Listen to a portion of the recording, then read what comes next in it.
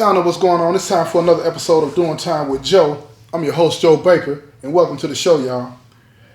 When you get locked up, you grow accustomed to people fading away and coming and going out of your life, right? That's just a part of being incarcerated. People come, people go, and all this and that, right? And some people deal with that better than others, you know what I mean? But it is the hardest thing to have somebody walk out of your life that you might be married to or be in a relationship with it before you came to prison or jail, or especially in a situation where you have a child with them, right? That's hard. And that's almost hard for anybody to accept that somebody that they love and care about, especially somebody that they have a child with, is deciding to move on with their life. And that's what this show is about. This guy named Tyrone. Tyrone is a convicted felon, and he's serving a 17-year sentence, right? Non-violent offense, not necessary to get into the details of that, right? But he had this woman named Ann. She was his wife. And she stuck by him for the first 5 years of his incarceration because she loved him. And her and Tyrone, they had this daughter. Her name was Pamela.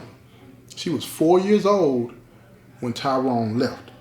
And, you know, she was daddy's girl, you know. She would call, you know what I'm saying? Well, when he would call and talk to her on the phone, she'd be up and down, jumping up and down on her mama's lap, talking to him on the phone, just telling him everything. You know how kids do. When they get to talking, they just keep on rambling and all that. And she loved to just talk to him. And when she got ready to go to bed, sometimes depending on what time it was that she was laying down to go to sleep, her mama, Ann, would put the phone next to her ear so that Tyrone could serenade her, you know, sing a little song to her, whatever, and it'll put her straight to sleep. She loved to just sit and listen to her daddy's voice. And she really loved going to visit with him, and they would play, and they would eat potato chips and stuff like that. And then when she would get tired, she'd jump up in his lap and go to sleep. And the people at the prison, they never had any problem with any of that happening, right? Because they knew that love. When Ann decided to leave him, Pam, I'm going to say Pam for short on Pamela, okay? She was about 9 years old. And Ann did everything that she could to make sure that Pamela didn't notice that things were going to change. She didn't feel the need to explain to a 9-year-old that she was moving on with her life and that her mommy and daddy were not going to be together anymore. She just wanted to make the transition for Pam as smooth as possible. As smooth as possible. And that's what any parent would do, in my opinion. You know what I mean? You don't tell a child grown folk business because they're not going to understand it in the way that grown folks understand it. She's going to see it, you know what I'm saying? And any child would see it as, you know, through a 9-year-old mind that mommy and daddy don't love each other. All of those types of things, right? So you got to be mindful of situations like that. But Tyrone, on the other hand, he didn't like the new arrangement. He just wouldn't accept that Ann was moving on with her life. It wasn't about no dude. It wasn't about nothing like that. It was just some women or some people, right? Because you got men in relationship with women and all of this and that at the women's prison. I don't want to leave them out. You know what I'm saying? But some people, when they're in a relationship with somebody on the streets and then they end up going to prison or jail, some people just get tired. That don't mean they don't really care about you no more. They get tired of the back and forth. They get tired of the being lonely, and they get tired of their life revolving around the individual that's incarcerated. And as hard as that is to accept, that's a reality of this lifestyle. So remember that when you decide to jump into this lifestyle. Now, the thing is, when he would call, she would still take his phone calls and want him to talk to his daughter, Pam. But the problem was this. Before, when the relationship was still progressing and on solid ground, when he would call, he would spend most of the conversation talking to Pam, his daughter. And Ann had no problem with that because it freed her up to do certain things, you know, like if Pam didn't want to sit on her lap and talk to her daddy, she would just give her the receiver, you know what I'm saying, the phone, and she could go and make the meal or make a bed or whatever the case may be. But it freed her up a little bit to do some things. So she didn't have a problem with that because he would always be able to call back later when Pam was asleep and talk to Ann. So she didn't have a problem with that. But now, because the situation is changing, he wants to spend most of the time on the phone talking to Ann, putting her down, telling her that she's abandoning the family, telling her that she's destroying the family, saying all the types of things to try to make her feel guilty about wanting to live her life. Now, Pamela, even at 9 years old, man, she started to notice that the time that she would normally get on the phone with her daddy was getting limited. It wasn't the same. It wasn't like it used to be. Even at the visits, they would go to visit because every now and then, Ann would still take her to see Tyrone. At the visits, she wasn't getting as much attention as she wanted. Not like she used to because he was spending so much time berating Ann in front of Pam, just talking crazy to her. And she noticed that. She noticed that. Now, instead of them both sitting down and trying to explain to her that things are changing, and it wasn't because they didn't care about each other, they missed that opportunity. See, Tyrone, he used it against her. He used it against Ann. And see, that's what I'm getting at with this story. See, a lot of people in the penitentiary, they do that. So he used that against Ann with Pam telling her that it's your mama's fault. Now, of course, she being a daddy's girl, she's looking at it like, what? Wait a minute. You got to keep in mind, you're processing through a 9-year-old's mind, right? What? Why would she do this? What is going on? So she started to get disrespectful and disruptive with her mama, saying things to her, talking to her in a way to where it's almost like she was trying to defend her dad, but she can only comprehend on a 9-year-old level. And when she talks to her mom, she's talking on a 9-year-old level, is why you being mean to daddy? That's how a 9-year-old would talk, right? So Ann would talk to her and say, look, wait a minute. I'm not being mean to your daddy. I'm not being mean to him, but me and daddy not together anymore. She don't understand that because daddy's still calling and they still going to visit every now and then. Every now and then. And Ann knew that she needed to explain this better, but she was not on that level either to where she was the type of person to be able to break that down to a 9-year-old and put a 9-year-old in grown folk business. She just wasn't raised that way. So because of all the stress that Tyrone was creating for her, her tolerance decreased over the years. And like I said, she continued to accept the phone calls, and every now and then she continued to go visit. Every now and then, I'm talking about maybe once or twice a year, she would still do those types of things. But it wasn't as much as it used to be. And Tyrone manipulated every bit of that. Now, this put him into the grooming phase, right? And what do I mean when I say the grooming phase? He started to groom his own daughter to be able to fill the gap for Ann, for the mother. Now, don't get it twisted. We're not talking about nothing sick here. We're not talking about nothing sick. We're talking about manipulation and using people. Because over the years, he would continue to make sure that Pamela understood that the reason that she's not able to come to visit him as much as she used to is because of her mother. The reason that he's not talking to her as much as he was talking to her on the phone is because of the mother. The reason that he can't send any money home, now we're getting to it now, y'all. The reason he can't send any money home is because of the mother, Ann. So one day, the years are passing, and this same old beat of the drum was going on over the years, right? And it had built up a disrespect in Pamela for Ann. Daddy is suffering because of you. So it messed up the relationship between her and her mother, but it made the relationship with her and her daddy strong, and that's what her daddy wanted. So when she got 16, it just so happens in a phone call, they were talking one day, her and her daddy, Tyrone, And she told her daddy, not saying that she was trying to put any pressure on him or anything like that, but she wanted to go to a basketball camp. And to go to this basketball camp, she needed money. Now, Ann would have paid for it. Ann would have paid for it, and she wasn't asking her daddy to pay for it. But when she mentioned that to her daddy, because he had become this cold, manipulative, lonely, bitter person, he saw an opportunity to manipulate and use his own daughter. And at first, he didn't want to go all the way with it, but he told her, he said, well, I wish I could help you with that, but I can't now because your mama, you know what I'm saying, she don't want to talk to him. And now, it had been years since he had talked to Ann in a way to where, you know, she put in work for him and all this and that, right?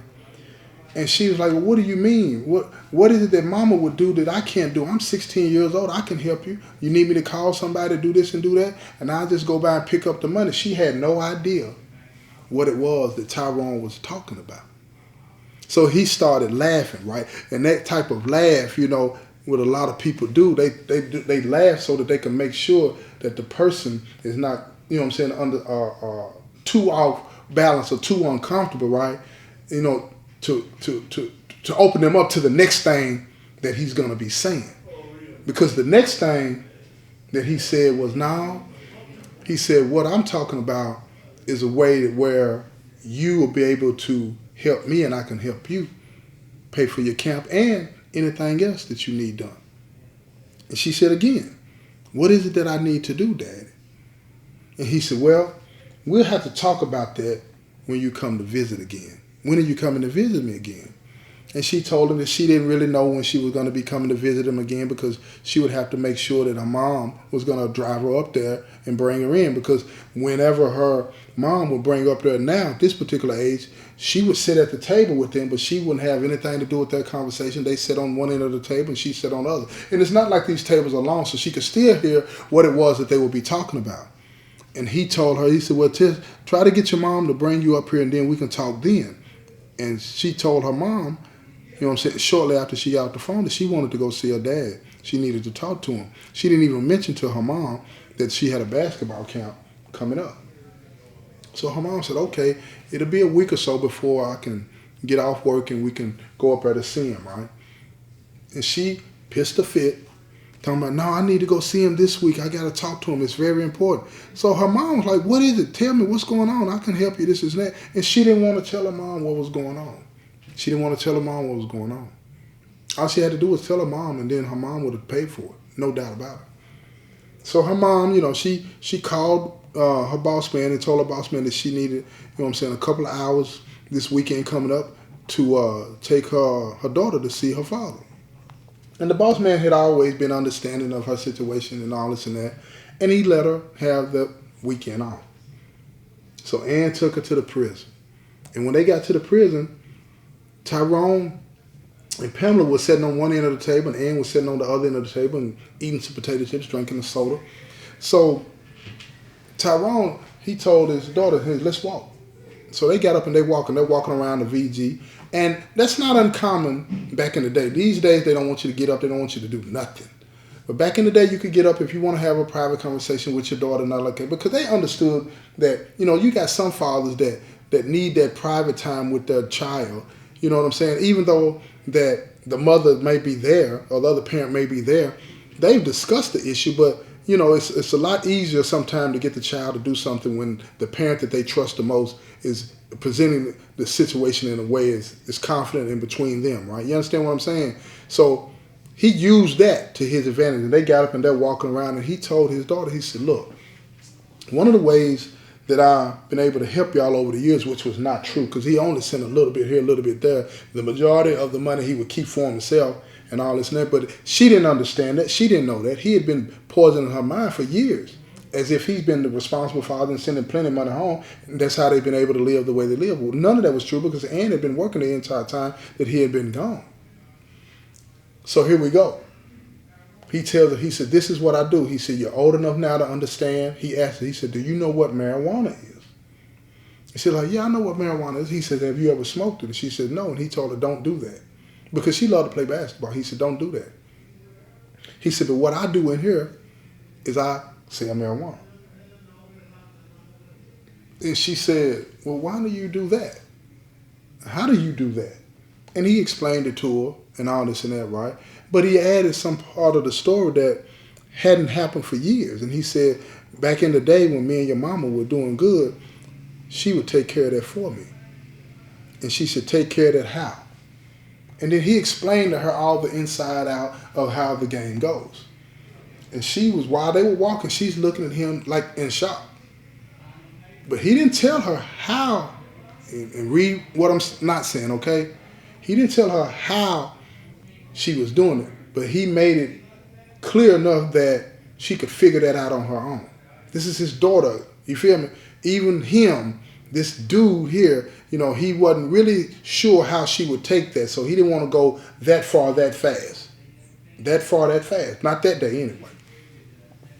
So he's explaining it to her, and she said, well, how can I help you? I can't do that. I don't know anybody that has it on. And he told him, I got friends that do this and do that. He said, but what I need you to do is just go talk to them and explain to them what it is that I'm needing, and then they'll get it to me. I just need to make sure that when I get the money, that I got somewhere to send it. I'm going to send the money to you. She said, that's all I have to do? He's like, yeah, that's all you have to do. And again, she was upset after he told her how easy it was. He made it sound easy, y'all. He made it sound simple. She got upset at Ann because it's like she felt like that's all. If this is all she had to do, why would she not help Daddy? But it wasn't all the way true. He hadn't laid out all the foundation yet. Not all of it, but it's coming. It's coming. So she goes and does what he asked her to do. She meets these people. You know what I'm saying? All of them are affiliated. She meets these, even though Pops is not affiliated, okay? She meets these people and then tell them what he said, and then they said, okay, we'll take care of that, and they get it to him. Basically what it was is the stuff was already on the inside. The stuff was already on the inside.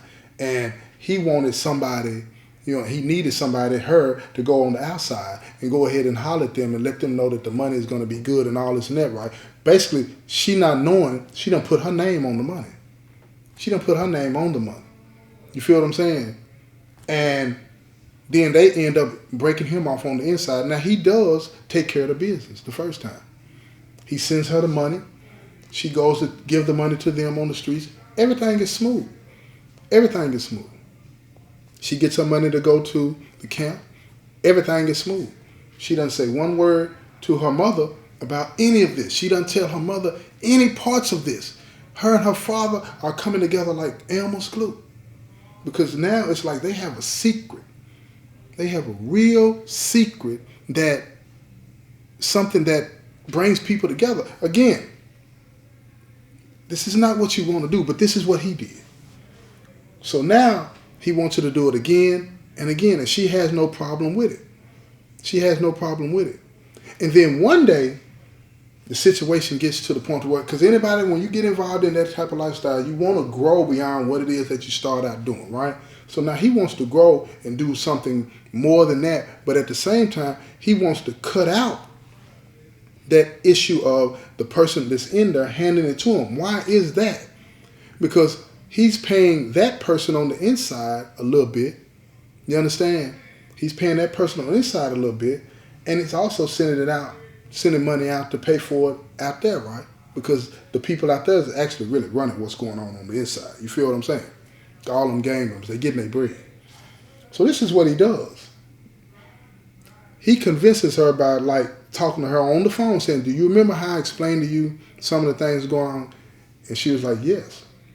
He said, did you understand what it was that I was saying and how a person brings this to when they come up here to see you in the prison? Did you understand what I was saying? And she giggled, a nervous laugh. You know what I'm saying? You know how somebody gets uncomfortable, especially a child. You gotta remember, she's 16 years old. And she was like, yeah, Daddy. And it made her feel weird. But because it was her daddy, she dismissed that. She just totally dismissed it. And she was like, yeah, Dad, I understand. And he said, and with that nervous laugh, right? But it's manipulative. He said, do you think you could do that for me? Do you think you could do that for your daddy? And before she realized what she was saying, she said, yeah, Dad, I could do that for you. And the next thing you know, he was like, I'm going to take care of that then. I'm just going to need you to go by there and pick that up. And she said, okay, Daddy. But when she got off the phone with him, she felt uncomfortable. But she had committed herself to helping her daddy. She didn't want to be like her mama. She didn't want to let her daddy down. But she was trying to figure out what all is going to take place with this. How am I going to do this? And her daddy had let her know, when you go over to pick it up, they're going to explain to you everything you need to know. And you're going to hear what they explained to her and how they explained it when you come back and listen to this next episode. This has been another episode of Doing Time with Joe. I'm your host, Joe Baker, and I say peace, y'all. I'm getting so